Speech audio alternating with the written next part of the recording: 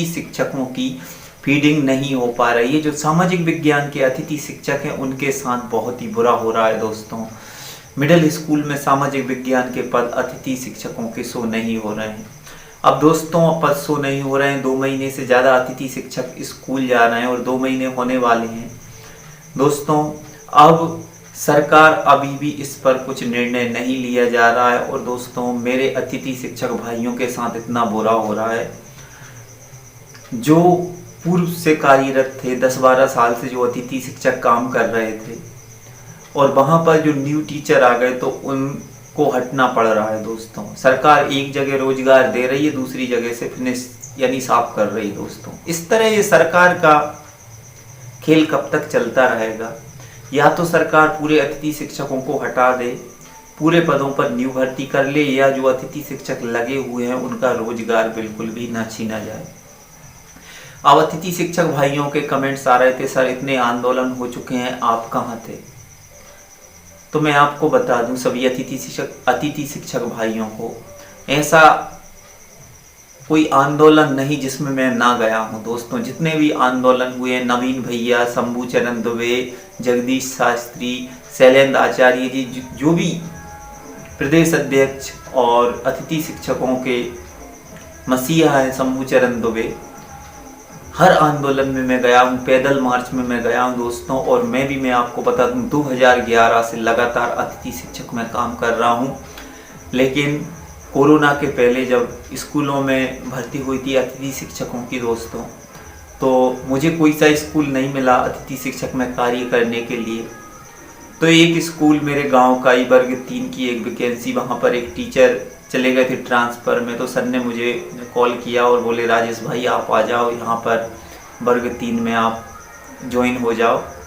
तो दोस्तों मैंने वर्ग 3 में काम किया और 3 महीने 4 महीने हो गए दोस्तों। लेकिन GFMS पोर्टल पर वो टीचर गए थे हमारे स्कूल से, उनका ही नाम शो हो रहा था।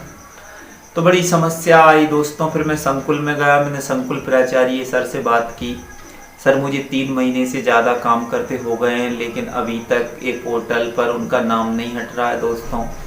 तो उन्होंने कहा इसमें हम कुछ नहीं कर सकते, वो तो भोपाल से ही नाम हटेगा GFMS पोर्टल पर। दोस्तों मैं BO सर के यहाँ पे गया, मैंने BO सर से बात की तो BO सर भी बोले कि आप डाइट में जाइएगा। और डाइट में मैं दोस्तों चक्कर लगाता रहा लेकिन मुझे DO सर मिलते ही नहीं थे। एक बार अचानक से मुझे DO सर मिले और DO सर से मेरी बात हुई, सर ऐसी बात है। तो DO सर ने मुझसे कहा आप क्यों आते हो, आपका क्या दायित्व है, हम आपसे बात नहीं करेंगे, आपके स्कूल के प्रधान अध्यापक को भेजिएगा, मैं उनसे बात करूंगा, आपका कोई पद नहीं है, आप होते कौन बात करने वाले। इस तरह से उनने मुझसे बोला दोस्तों। लेकिन मेरा दिमाग पूर्ण रूप से ख़राब था और कुछ समझ में नहीं आ रहा था कि मैं क्या करूं दोस्तों। अब 3 महीने से ज़्यादा जब काम करते हो गया और कुछ ना मिला हो दोस्तों, और अतिथि शिक्षक तो वैसे ही सब गरीब ही हैं, जितने अतिथि शिक्षक भाई हैं गरीब हैं, कहाँ से क्या कर रहे हैं वो तो सब अतिथि शिक्षक भाई जानते हैं। आर्थिक स्थिति इतनी ख़राब हो चुकी है कि घर चलाने की दो पड़ रही है दोस्तों।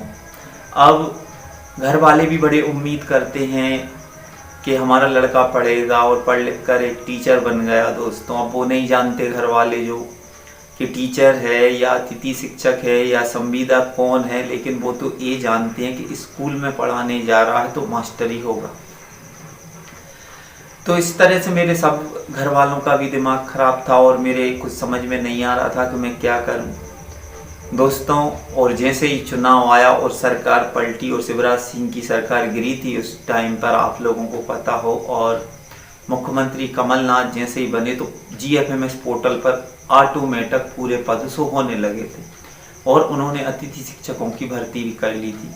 लेकिन 3-4 महीने बाद में 2-3 महीने बाद में फिर से दोस्तों वहाँ पर एक रेगुलर मैडम आ जाती हैं और सर मुझसे बोलते हैं कि राजेश भाई अब आपको हटना पड़ेगा, आपकी जगह पर ये मैडम आ चुकी हैं। तो दोस्तों मैं काफ़ी आधा सत्र हो चुका था और स्कूल पूरे भर गए थे अतिथि शिक्षकों से। मैंने क्या किया कुछ समझ में नहीं आ रहा था, मैं घर पे बैठ गया दोस्तों। फिर मैंने कोचिंग पढ़ाना स्टार्ट किया और बच्चों को मैंने 5 और 6 बैच, सुबह 9 से 12, 12 से 3, 3 से 6 दोस्तों, सारे दिन मैं बच्चों को कोचिंग पढ़ाता था। इस तरह से मैंने घर चलाया और आर्थिक स्थिति काफ़ी ख़राब हो चुकी थी दोस्तों, और मैं बहुत परेशान हो चुका था। लेकिन इसके ही बाद में कोविड लगा। कोविड के कारण स्कूल बंद हो गए और 1-1.5 साल तक कुछ भी अतिथि शिक्षक या कोई भी भाई रोजगार नहीं मिले। जितने फैक्ट्रियों में कार्यरत थे या मंडीदीप, पीतमपुर वगैरह वगैरह जो जहाँ पर कार्य कर रहे थे, वहाँ से उनको भगा दिया गया और इस तरह से एक विस्फोट जैसा हुआ, बेरोजगारी का विस्फोट फूट गया दोस्तों। और जैसे तैसे उम्मीद की किरण जागी और अतिथि शिक्षकों की भर्ती इस साल हुई, तो सर ने मुझे बुलाया। दोस्तों, मैं सोशल साइंस से मेरी एजुकेशन आपको बता दूं दोस्तों, मैंने बीए भी किया है, पीजीडीसीए भी किया है और एमए इंग्लिश से भी किया है दोस्तों। तो ये मेरी क्वालिफिकेशन है दोस्तों, और सब अपनी अपनी क्वालिफिकेशन कमेंट्स में बताएं और अतिथि शिक्षक भाई एक दूसरे का साथ दें, और आपकी सपोर्ट और प्यार और विश्वास से हो सकता है कि हम नियमित हो जाएं और एक दिन हम नियमित जरूर होंगे। तो इस तरह जैसा पहल हुआ था वैसा ही अब होने लगा, और अब मिडल में सामाजिक विज्ञान की फीडिंग, मेरी खुद फीडिंग नहीं हो पाई। मैंने आज ही बात की है संकुल प्राचार्य से, तो बोल रहे थे कि आप स्कूल में कार्य कर